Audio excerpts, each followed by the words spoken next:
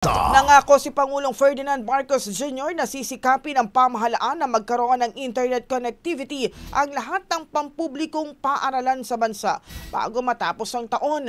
Sa isinagawang school connectivity drive sa Flora A. Ilagan High School sa Quezon City, nakipag-ugnayan si Pangulong Marcos sa mga guro mula sa malalayong lugar sa pamamagitan ng virtual interaction. Dito ay personal niyang narinig ang kanilang mga hinaing at pangangailangan sa paaralan, kabilang ang kawalan ng maayos sa internet access. Ibinahagi ng ilang guro na malaki ang naitulong ng libreng wifi sa kanilang eskwelahan dahil hindi na nila kailangang magtungo sa bundok o sa tabing dagat para lamang makahanap ng signal upang makagawa ng mga report.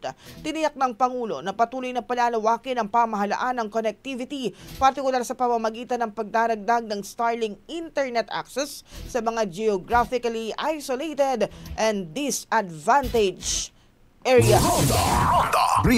Ang bahaging ito ay hatid sa atin ng Mom's Love ES1 Capsule. Simulang tuparin ang pangarap ng iyong anak. And stunting now!